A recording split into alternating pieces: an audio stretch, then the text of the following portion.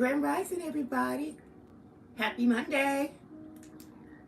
Come and join me, YouTube.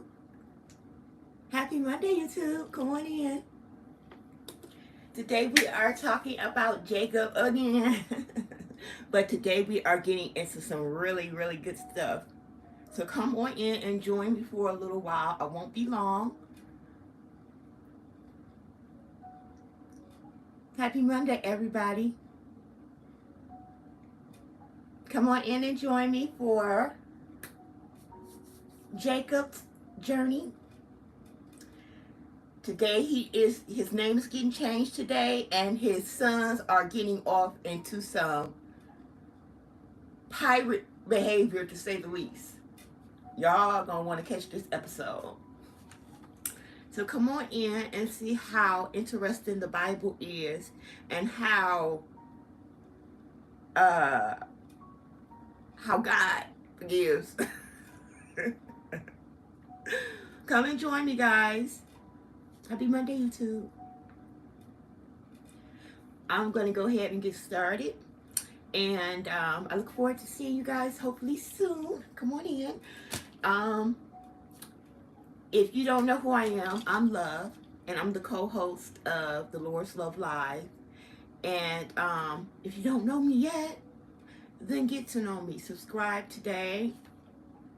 If you join while I'm into the lesson, and you're enjoying the lesson, please do like and share so that it can meet the algorithm's requirement in order for this to go further.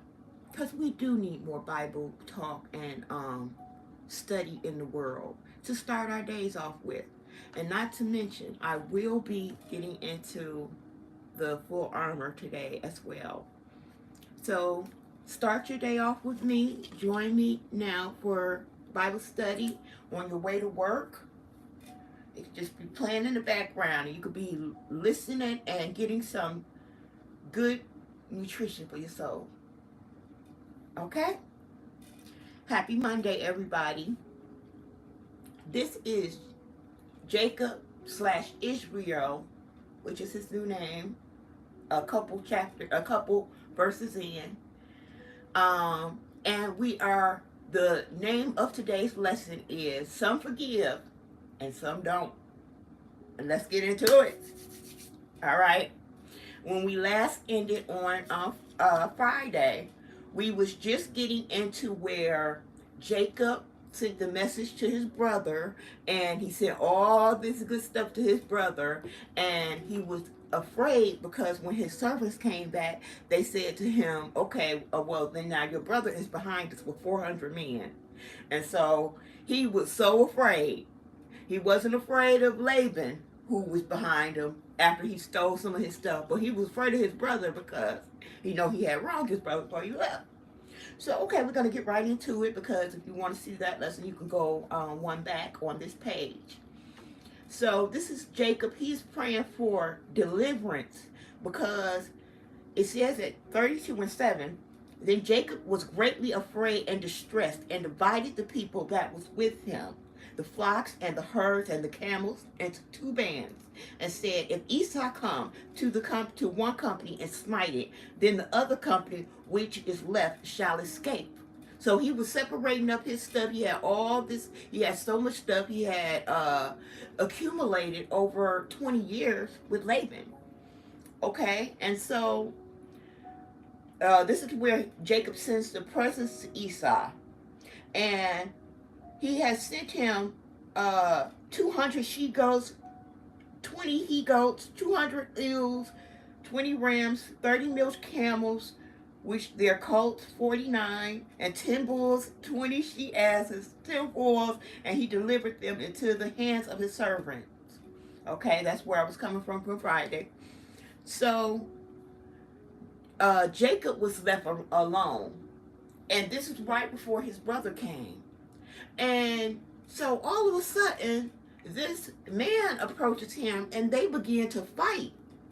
And they fighting and fighting. Jacob don't know what's going on. He only know that he got hit, and now he's going in. They just fighting and fighting. They fighting through the night.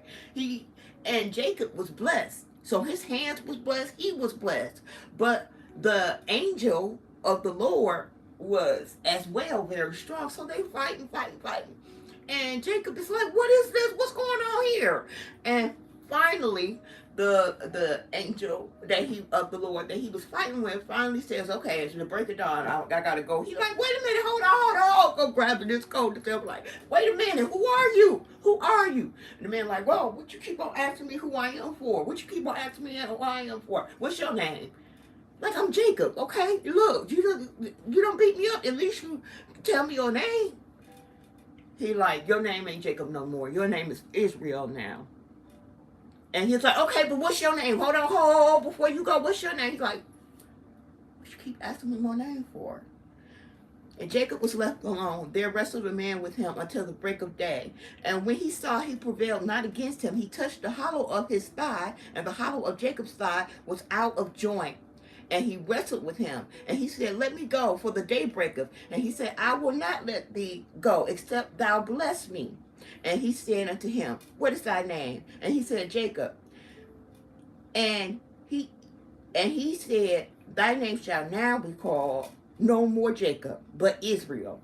For as a prince hast thou power with God and with men, and hast prevailed. And Jacob asked and said, tell me, I pray thee, thy name. And he said, wherefore is it that thou dost ask after my name? And he blessed him there. And Jacob called the name of the place Peniel, for I have seen God's face to face, and my life is preserved. Okay? So now after he wrestled with, we don't know, it don't say it was God, it don't say it was an angel of God. I put it in an angel of God because he was wrestling with him. I didn't want to think it was God that he was wrestling with, because he all he have to do is, twirl his finger and he beat him down. And so, as he passed, okay, so after he wrestled with him, so of course his confidence is up. And I like to think that in wrestling with ourselves, when we do our shadow work and we confront our demons and we're left alone in our isolation time, I like to think that those demons we wrestle with, when we look in the mirror, when we're the only one we have to see before we go to sleep. But in that isolation time, we have to take a good look at who we are, and we cannot say what has been done to us. We have to say what we have done to ourselves. And then not only that, God brings up stuff that you forgot about, the stuff that you've done to people, how you've hurt people, and how maybe some of that had came back on you. And then it's like you're really wrestling with yourself, your subconscious, your state of being, who you don't think you don't build yourself up to be this great person or whatever. Oh, I'm not bad because at least I don't do this, at least I don't do that. But then God reminds you, yeah, but you did this and you did that. And that's why you don't do this and do that. Because I have had mercy on you. And he showed you that really you are a pile of dirt. And then you're able to ask for his forgiveness properly. You're able to revisit those times in your life properly, and those times that you couldn't confront because you was a child and you didn't have nobody to talk to you. You talk to that child as if you was the person that you wanted to talk to. And as he's healing you, you're fighting with yourself. It's a day by day thing. This isn't wake up, I had a bad dream. I had a bad thought. This is day by day, night by night. When you go to sleep, when you wake up, you give your prayer to God. You meditate. After you meditate, things come to you. Then through the day, you're thinking of that one thing. And then as you're thinking of that one thing, then you ask God's forgiveness after you get through that one thing. And it's just like an ongoing battle. And it's not a 1 week battle. It's not a 2 week battle, especially if you all get to 50 years old. It's like, okay, so are you ready to confront yourself? Are you ready to face your demons? Are you ready to face what you have done? Are you ready to face what's been done to you? Are you ready to cry? Are you ready to wish that never happened? Are you ready to say, oh, okay, I forgot about that, but I never wanted to remember that, so I buried it deep in my mind. So are you ready to go back there? Forget getting on a court stand and having to revisit one time in your life. You know how they be like, well, she's just a teenager. We don't want her to relive that, Your Honor, so we didn't have her get on the stand. It's like, not forget reliving one time. You got to relive everything. Stuff that you meant to forget. Stuff that you buried when you was out there drinking. Stuff that you was buried when you was out there drugging. The things that you went and did those things for. But you ain't get away that quick. Okay, if you want to be clean, if you want to be washed clean, if you asking me to create in you a new creature, we going to have to get rid of the old one properly first. We ain't just burning no bridges here. No, we revisiting every camp. And we leaving them peacefully. We coming into agreement with each situation. Or either we are coming into, we confronting each issue. And so I like to think in doing this, him confronting his fears, I like to think, and that's why this is the living word, whoever may read it, whoever's journey is touching it, however the Lord will bring it to the people at that time. Because my life journey would have me bring these things up. Because I'm just getting out of isolation not long ago. So with my eyes reading this to my audience that sees this, that God knows who's going to be here to see this, who's going to be looking from the outside seeing this. I like to think after he was able to confront himself now, why would he be afraid of his brother? When God has created in him a new creature now. When God has, he has built his confidence by the Lord touching his life completely, washing him clean. So after that, that's when he get ready to see his brother again. He's not afraid now, but he still put respect on it, because what the intention was when he stole the blessing was to be over him, to be the younger brother over the older brother. So when he came to him in complete respect and subjection. Like, not only are you my older brother, but I have wronged you. And so now I just want you to know, I'm sending all these gifts to you because I want you to know, not only do I come in peace, brother, but I come in subjection. And back then, a man facing another man meant a whole lot more. It meant that God's greatest creation, the one he put over everything, the first thing here that was subjected over everything. Women wasn't created yet. A man was made in God's image. We were taken out of the man. But when a man spoke to another man, it went they went in a total pole role. Like kings was called lords. Big brothers was called lords. Yes, thy Lord, this, that. Yes, this, that. When that kind of honor stood. So here it is. 33. Jacob lifted up his eyes and looked, and behold, Esau came. And as he had 400 men with him, he wasn't scared of none of the 400 men. He wasn't even scared of Esau. What it was is that he feared what he had done. Because if you remember back when he had the lentil soup and Esau wanted some, he wasn't afraid of him. He was bullying him. And as he approached him, he bowed down 7 times. He didn't just bow down once. He's walking, bowing. This after he sent all this stuff to him. He's walking, bowing. And as he approaches him, Esau gets off of his ride. He get out of his ride. And as he approaches him, with all these men behind him, that I'm sure Jacob couldn't even see. All he could see is his brother that got grown.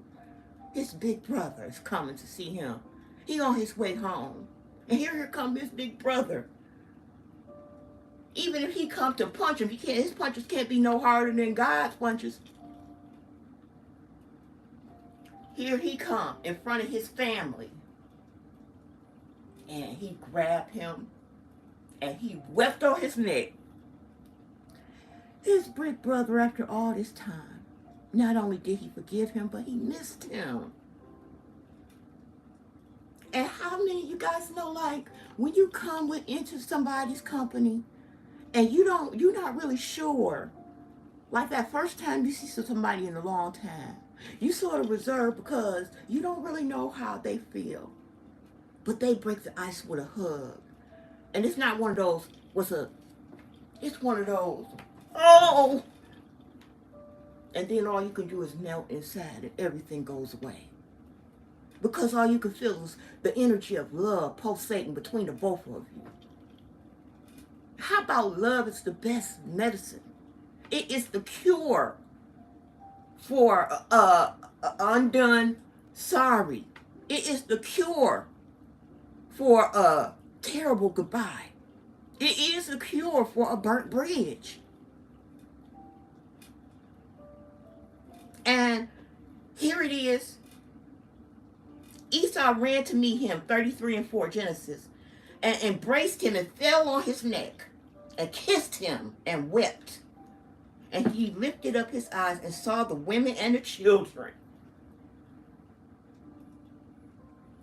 I would love to see my older children's children.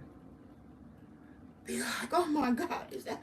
Be like, is that my nephews? And that's your wife? That's your wife? That's your wife? Is that our kin? Directly kin? Yep. That's my first wife. Those is my and that's my second wife. That's her servant, but we got children together. And then finally Rachel, the big dog of them all, with Joseph. And he lifted up his eyes and saw the women and children and said, who are those with thee? And he said, the children which God have graciously given thy servant. Giving your servant. He's still talking like, look, you over me. And that's the end of the story. Don't even call me Jacob. Don't call me Israel. Just call me your faithful servant.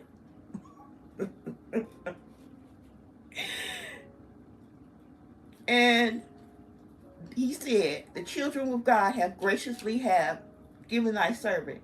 Then the handmaidens came near, and their children, and they bowed themselves, like they know they better had after they husband and bowed and did all 7 bows. And Leah also with her children came near and bowed themselves.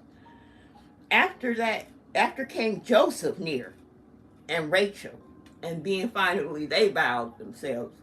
Like, you ain't that deep, you better bow. And Leah also with her children. Oh, I'm sorry. And he said, what meanest thou by all this drove which I met? And he said, these are to find grace in thy sight, my Lord. He like, why you send me all these camels and all this stuff?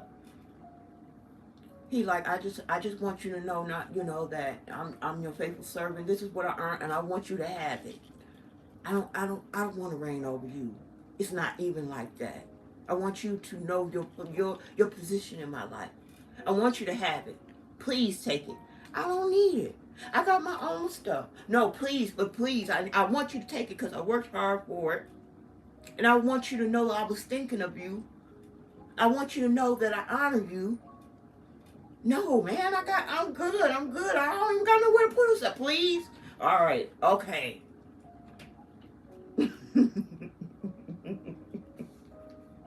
And Jacob said, nay, I pray thee, if I have found grace in thy sight, then receive my present at my hand. Therefore, I have seen thy face as though I have seen the face of God. That's how much it meant to me. When thou was pleased with me. Take, I pray, my blessing that I brought to thee, because God hath dealt graciously with me, and because I have enough. And he urged, and he took it. And then so he's like, come on, let's go home. He like, come on, follow me. He's like, look, I got my kids and everybody, look, they can't go as fast as y'all can go. I'll meet you there. Well, at least let me send somebody, let me leave you with some so it's called chaperones. No, man, no, because we're going to be going slow. We're going to take our time going there. We'll see the sights. You know, it's good. I'll see you at home. All right, man. 33 and 12. And he said, let us take our journey and let us go. I will go before thee. And he said unto him, my Lord, know if the children are tender, and the flocks and herds with young are with me. And if men should overdrive them one day, all the flock will die.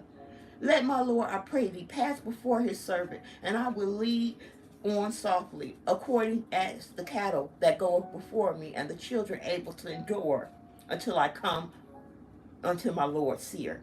And Esau said, let me know now, leave with thee some of the folk that are with me. And he said, what needeth it? Let me find grace in thy sight of my Lord. So Esau returned that day on his way to Seir. And Jacob journeyed to Succoth and built him a house and made booths for his cattle. Therefore the name of this place called Succoth. And Jacob came to Shalom, a city of Shechem, which is the land of Canaan. This is the land that the Lord had promised Abraham and had promised Isaac.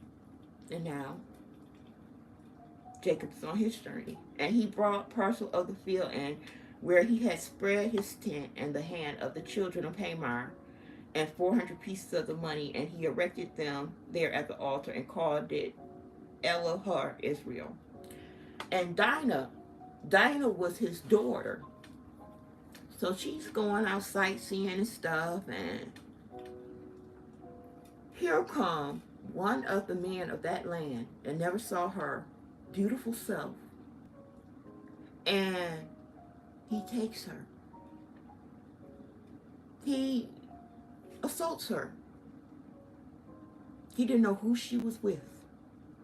And that was the biggest mistake he ever made, because her brothers were some real live pirates, and they wasn't having it. Jacob was all peaceful, and he had came in contact with God. He trying to handle the matter all peacefully, and all the brothers was like, what you mean? What you mean? So he takes her.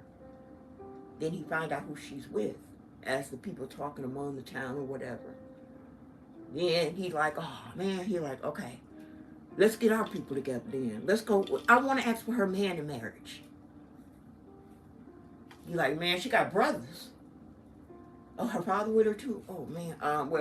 Hey everybody, all my kinfolk, all my men, come on y'all, let's ride. Cause, I done did something. And now I need to go ask for this girl's hand in marriage. And, I know her people mad at me right about now. So let me go do the right thing, ask for her hand in marriage. So they go. And the brothers is behind Jacob, looking at them like, oh, I'm going to remember you, all y'all faces. As Jacob is talking to their father. And he's like, look, he made a mistake.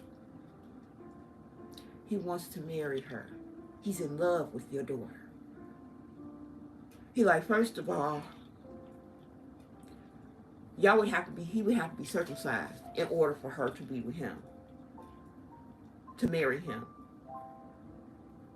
He's like, let our daughters, let's all become one big happy family. Let our daughters marry your sons, and let your sons marry, let your daughters marry our sons. He's like, y'all, first of all, y'all have to be circumcised. Like, well, that is something to consider. So, they all consider it at their grown ages. They know he had did such a great offense. This was a smack in the face of the father and the brothers. This wasn't no, let's press charges. This was a flat out, you have declared war on our family.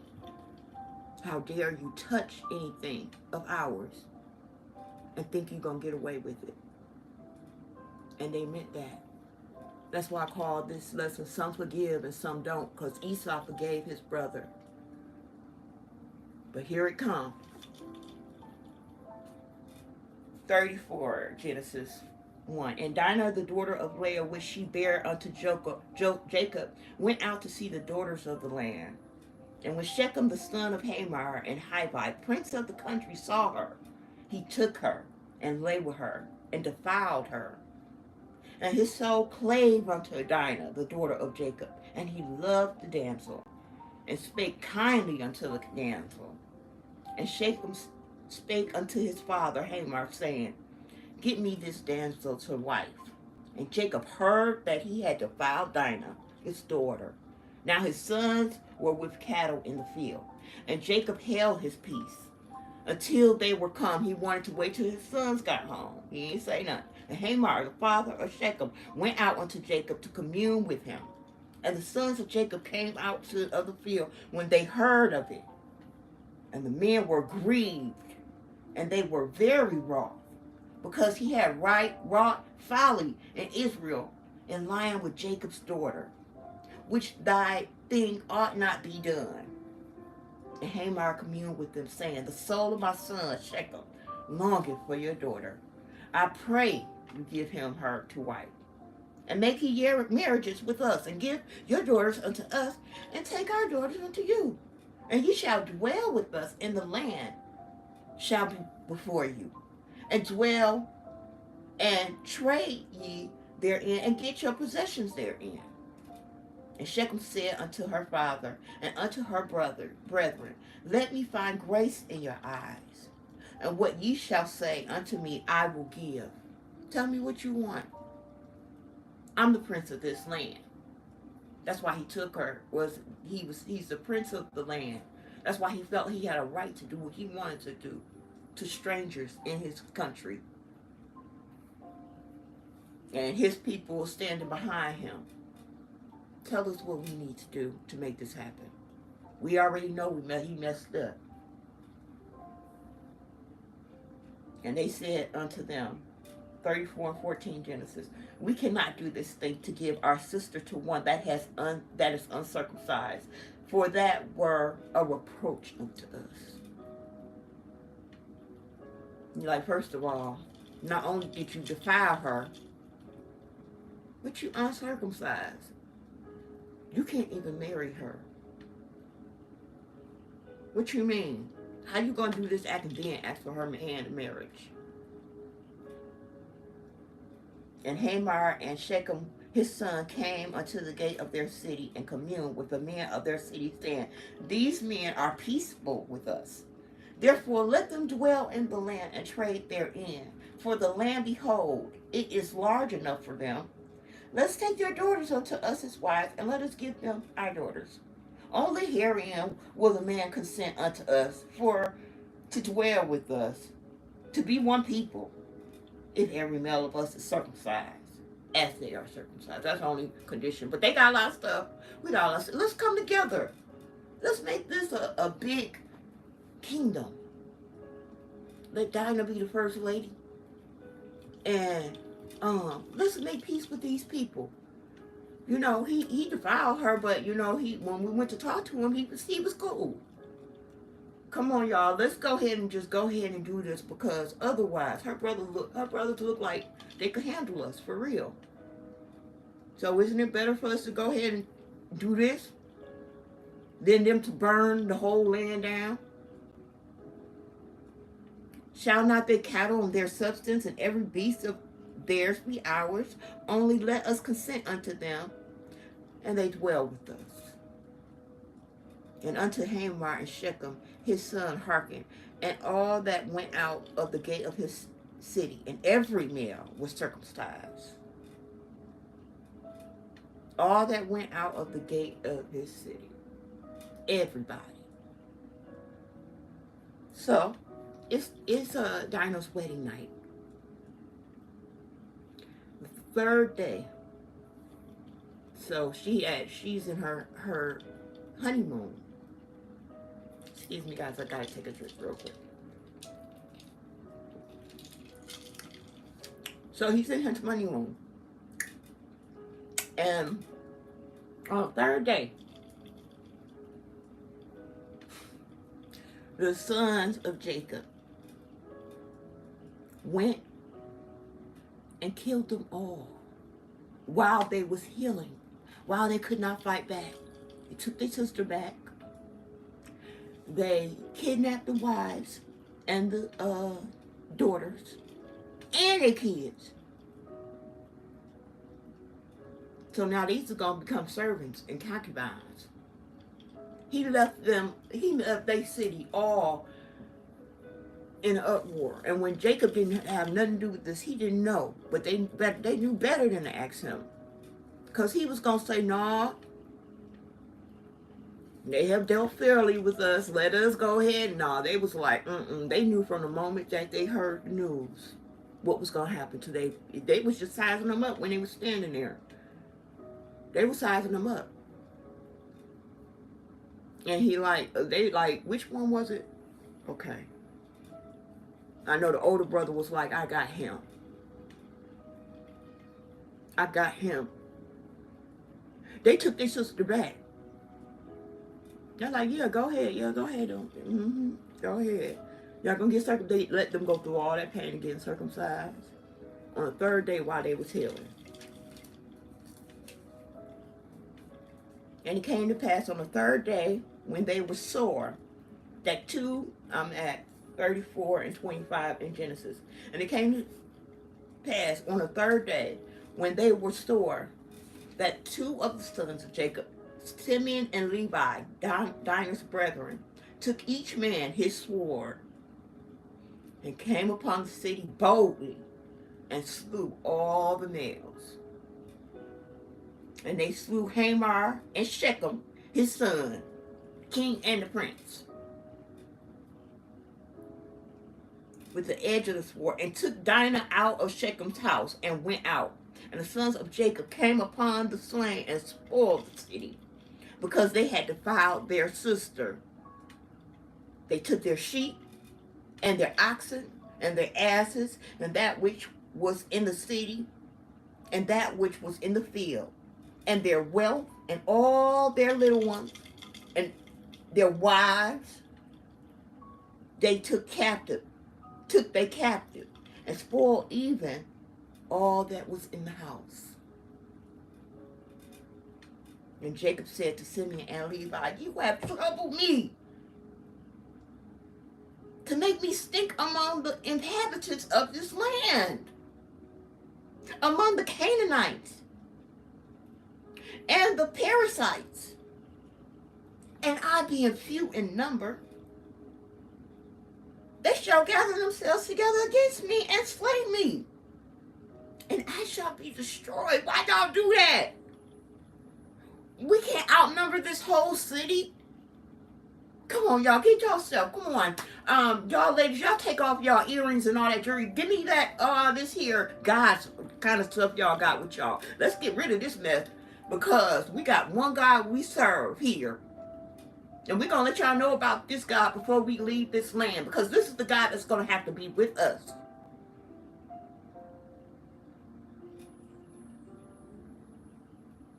And let us arise and go to Bethel, and I will make there an altar unto God, who answered me in the day of my distress, and was with me in the way which I went. And they gave unto Jacob all the strange gods which were in their hand, and all their earrings which were in their ears. And Jacob hid them under the oak which was by Shechem. And they journeyed, and the terror of God was upon the cities.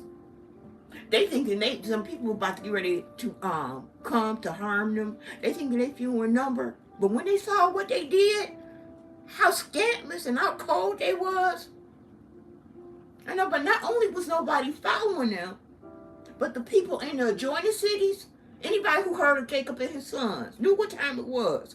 Ain't nobody was going to mess with them. Jacob all had fear upon him, but God put the fear of pirates in people. They like, do not mess with that family. Who, Jacob? Oh, no, No, you can't marry my daughter. Your son can't not marry my daughter. I'll tell him, what y'all do if he mess up? If she mess up? And they journeyed, and the terror of God was upon the cities that was round about them. And they did not pursue after the sons of Jacob. So Jacob came to Luz, which is the land of Canaan, that is Bethel, he and the people that were with him. And he built there an altar and called the place El Bethel, because there was God appeared unto them. And when they fled from the face of his brother, but Deborah, Rebekah's nurse, died, and she was buried beneath Bethel under an oak. And God, and the name of it was called Alan Butchers. I'm at 35 and 9 Genesis. And God appeared unto Jacob again when he came out of Panaram and blessed him. And this is when he told him again. This was when he verified.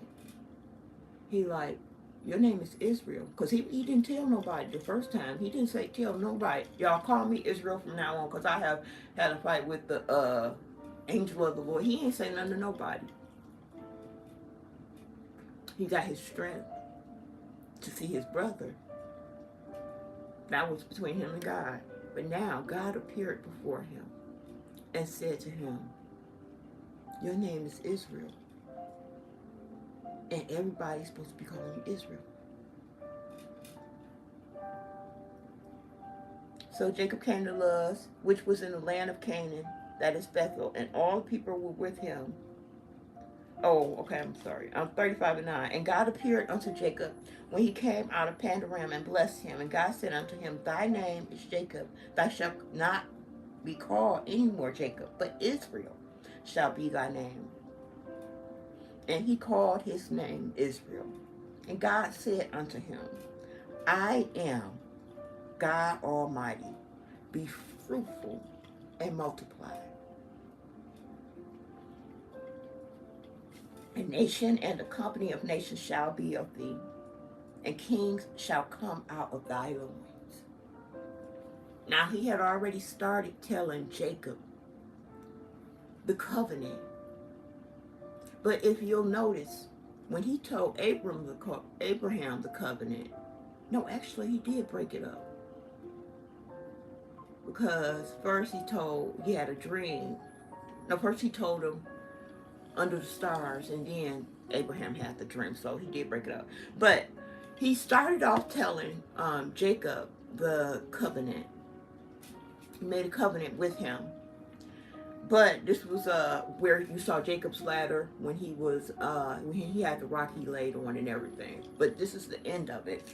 This is where he's telling him where princes and kings, that kings shall come out of thy loins, and the land which I gave Abraham and Isaac to thee I will give it, and to thy seed after thee will I give the land. And God went up from him in the place where he talked with him. And I'm about to end it here. And Jacob set up a pillar in the place where he talked with him, even a pillar of stone, and poured a drink offering thereon. And he poured oil thereon. And thy journeyed from Bethel, and there was built a little way come to Ephrath. And Rachel traveled, and she had a hard labor. And it came to pass when she was in a hard labor, that the midwife said unto her, fear not, thou shalt have this son also. And it came to pass, as her soul was departing for she died, that she called his name Benoni, which means of suffering. And before she passed, Jacob is like, no, his name is going to be Benjamin. And that's, that means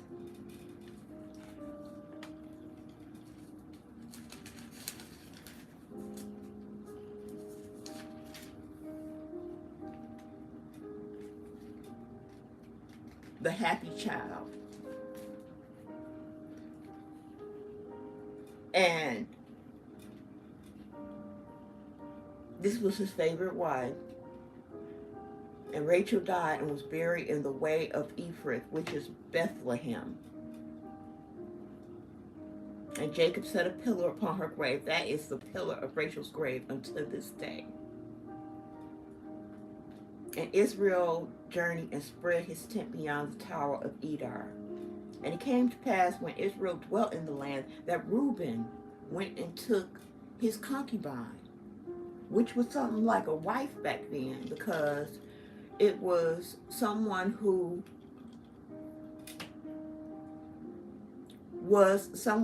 he was intimate with. And at that time, when you was intimate with someone, they became, with you. They became like a part of you or whatever. They had your children. They was with your camp. They was family.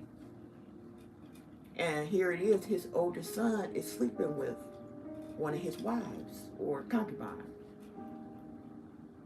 Because they didn't call her a servant. They call her his concubine. And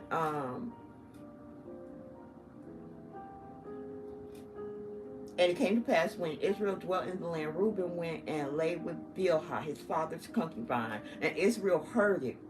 Now the sons of Jacob were 12. And I'm at 27 and 35. And Jacob came unto Isaac his father unto Mamre, until the city of Arba, which is Hebron, where Abraham and Isaac sojourned. He saw his father again after 20 years. His father didn't pass away until he saw his son again. And he saw his sons and his wives. What a beautiful honor it is to be held at such a high esteem by God, that he allow you to live to see the day that your children return home. You know how they say when the greatest blessing is when you have lived a long life and all your loved ones are standing around you, because they want to be there, not because they're trying to get something out of you, but because you have lived a good life. You have honored God in your life.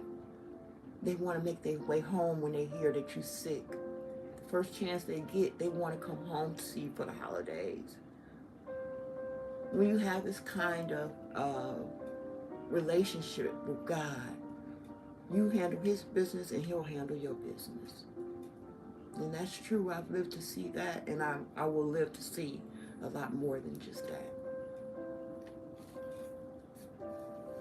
And Jacob came to Isaac his father of Mamre unto the city of Arba, which Hebron where Abraham and Isaac sojourned. And the days of Isaac were 104 years. 104 years old. It's a long, good life.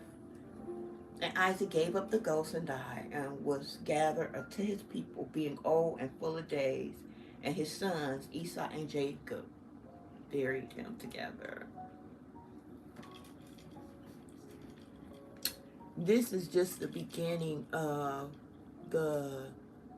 Joseph's journey, because like 2 chapters later, no, actually like 1 chapter later, Joseph starts his story. And so now I'm finished with Jacob's story, and I'm going to be sharing this with TikTok.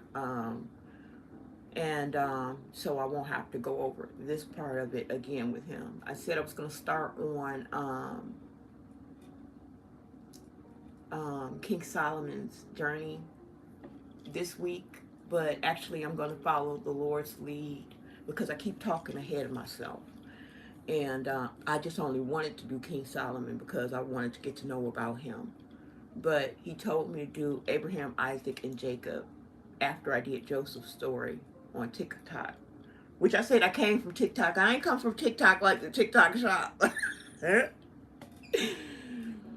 I mean, I had started my, I wasn't new to this, I had started doing the Bible studies on there. That's what I meant by that when I said that. But I'm just coming back from being tired for a few days and just coming back on. I really came back on today because I made the promise that I would be here, and you guys don't know me like that for me to miss any days. I wasn't going to start back till tomorrow, but I had to fulfill my obligation because you guys are just getting to know me, and I really want you guys to know that I am going to be faithful to my word, and I am going to be here, as with the Lord's grace and blessings, I'll be here at the time I said I would be here. So that concludes Jacob's story, and I just only want to say on part of his story, since I have 15 more minutes, that I really felt like his story was a big deal because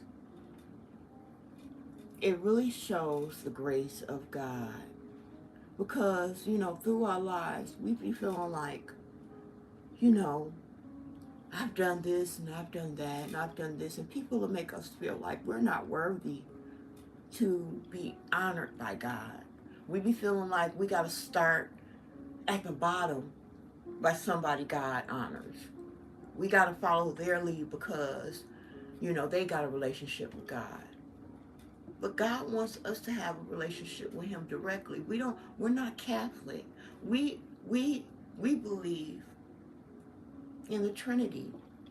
So the moment that you become a believer of Jesus Christ and ask for the Holy Spirit to come in, it's not up to you to even change your life.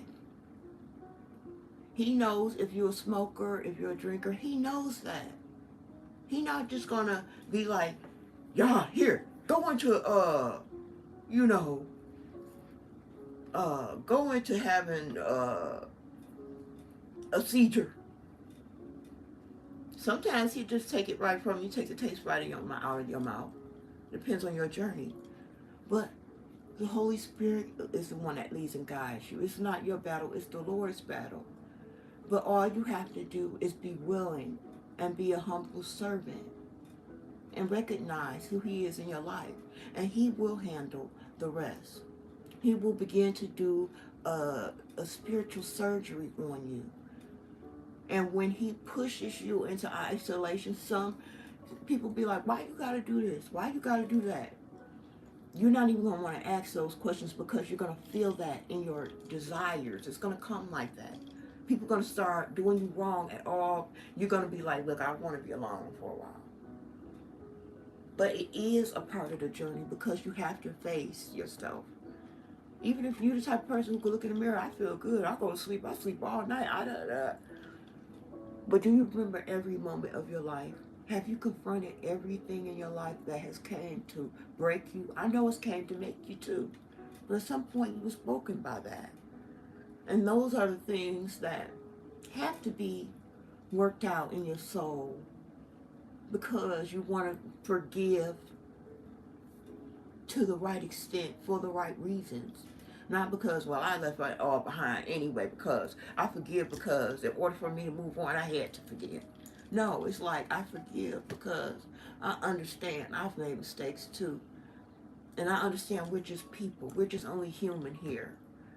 And some people don't have God in their life at all. Some people was raised by heathens, was raised to be a tear, but turned out to be a wheat because they let God touch their life. They let the sun shine on them. And so when you see that someone has came out of that, you may forgive them and not to just move on, but forgive them because we are from the dirt. This is a sinful, we are born into sin. And just like, well, Jacob forgave, but his sons was like, forget that, Dad. I don't care. That's you got God. It was about it.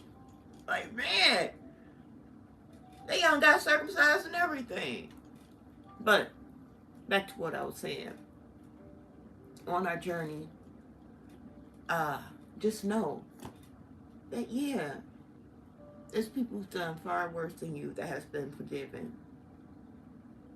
I'm not even talking about here and now. I'm talking about at the very beginning. This is the first book of Genesis. where people was killing each other, where people was going against God directly. Jacob went against God directly, and we still bringing him up because he came into a covenant with God. He was blessed beyond measure.